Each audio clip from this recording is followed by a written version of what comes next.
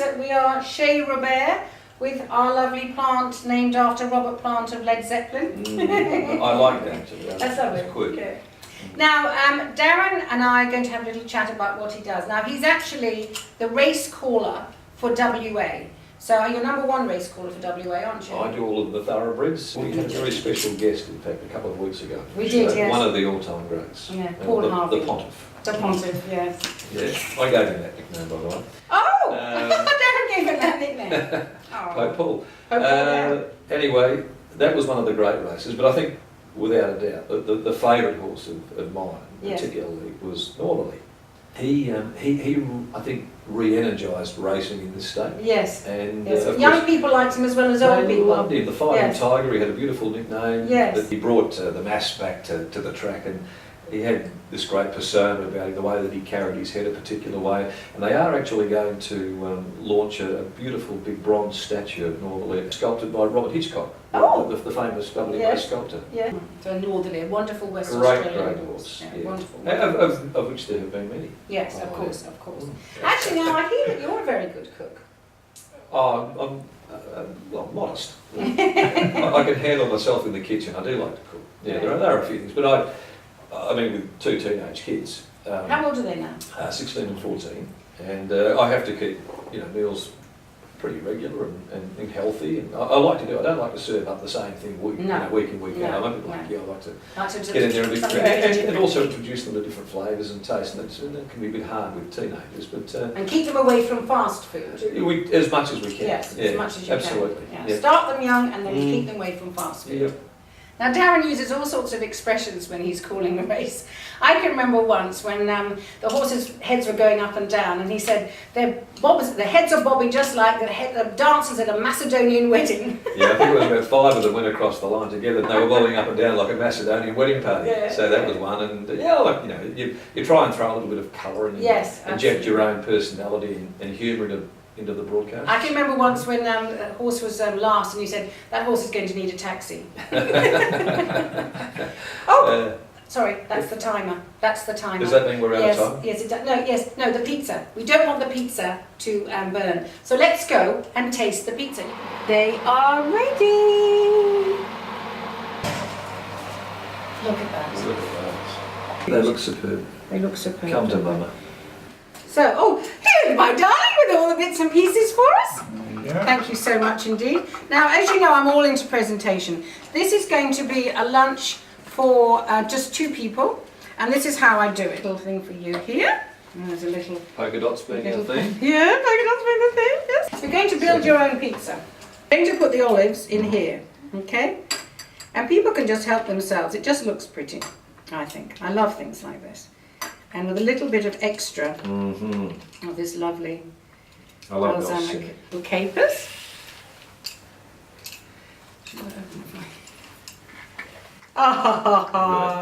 Thank you very much indeed. I like the creaminess of some little bocconcini balls. Little bocconcini balls. Oh, they're cute. Bit the old Nils. Looks great. It does, doesn't it? Okay, now, if you remember,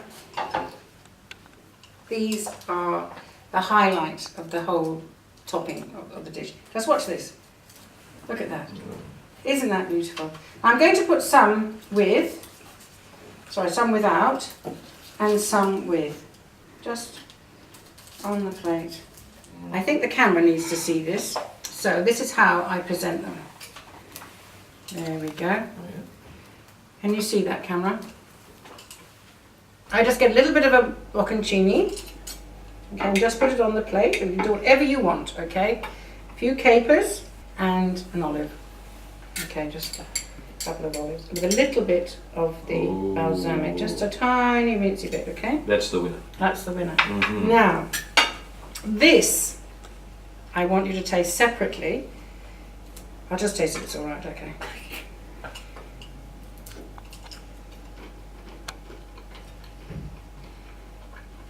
Don't leave us all out.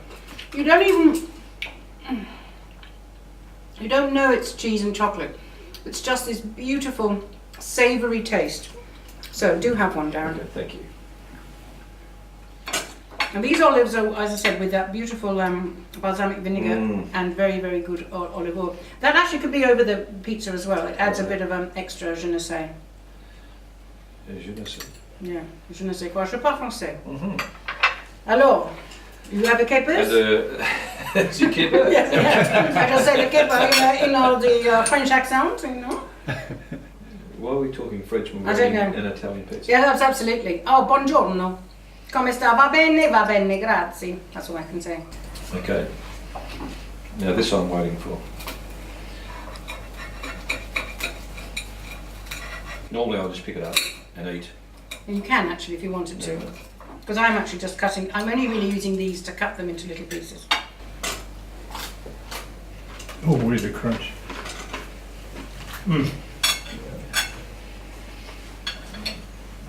I shouldn't talk with my mouth full. But I can say that that chocolate infusion with that cheese and surprisingly the balsamic hitting it underneath. Yes. And the creaminess of of onion puree. There's flavours. Yeah, well, you don't notice it. No. It's not overpowering. No. We're in the kitchen with Lizzie B. What is she cooking? Something yummy. Love me. So, Darren actually has got to leave now. I have to. Yeah, he's got a lot of things on this afternoon and we thank him very, very much indeed for his time today. And this evening as well. Yes, yes. Can I just say thank you for having me into your kitchen, Lizzie B's kitchen. Okay. Absolutely magnificent, most unique pizza I've ever eaten. Yes. So, and I mean that, I really mean that. Yeah. But there's a lot of mess around and I can't mess around. Thanks, Liz. Thank you very much, Darren. Okay, so we'll see him at the races! Ciao. Ciao. Okay. So now we've said goodbye to Darren and we're going to start on the second dish. And with the same theme of sunflower seeds, and we're going to make little raspberry cakes. So we're going to start off with the mighty mixer.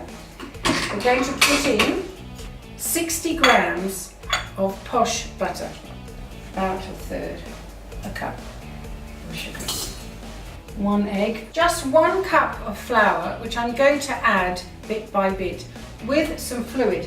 And the fluid, or the liquid, is normally milk, but I'm going to do it with raspberry puree.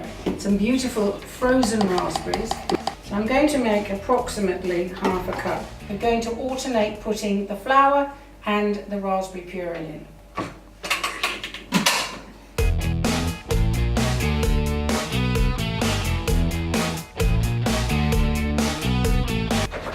We've got 40 grams of sunflower seeds.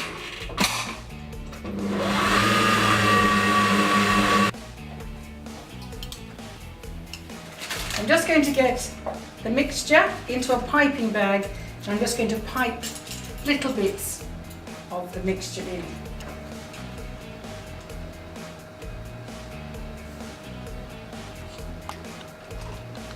Piping.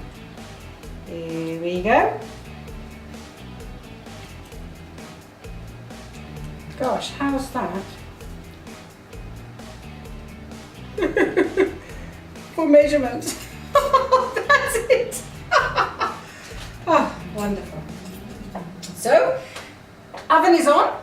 These go in then for approximately half an hour. In the meantime, we're going to make the icing, which is just icing sugar and some of the raspberry puree. So now I'm going to start with this icing. It's more of a frosting really. It's not going to be standing up on the top of the cakes. It's just going to cover them.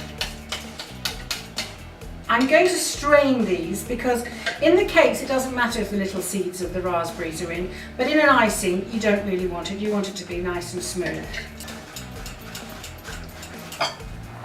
So we're going to start off by just whisking in the icing sugar.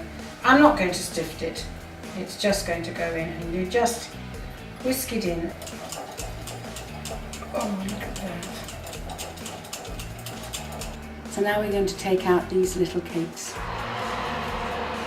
It's been about half an hour. Look at those. Oh, they're cute. Really, really little things. Right, now the moment of truth. I'm going nice spoon, and we're just going to put a little bit, just a tiny wincy bit on the top.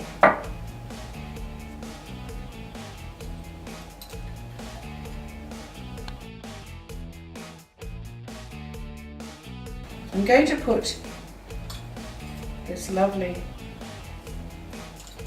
grated chocolate from a grate type. This is going to go everywhere, okay? But I will clean up the outside as long as it just stays in the thing. Ready? Let's go.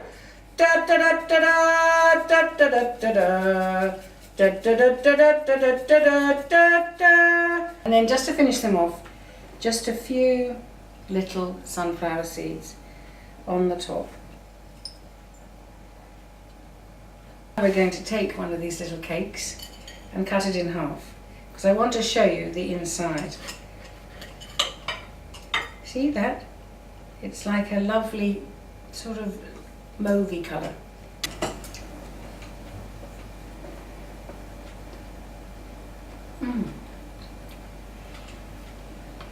Very nutty. The sunflower seeds inside and the sunflower seeds untoasted outside. And I'm so glad that the actual cakes are not that sweet. So the sweetness in my mouth is just the icing. Well, here we are at the end of yet another show, episode 5, Sunflower Power. I hope you've enjoyed it. We've had a wonderful time making it. Darren McAullay, our Perthonality, oh, he was so wonderful. He's a really, really busy man, but he took time out today to spend the afternoon with us to make this show. So I hope you've enjoyed the show, and I hope that you love me and love my food.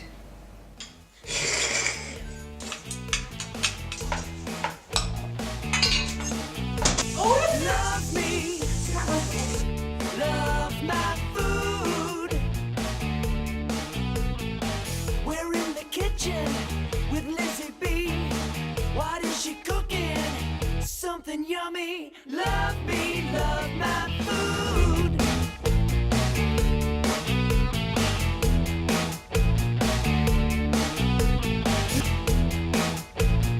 Look at this happy bunch of candles.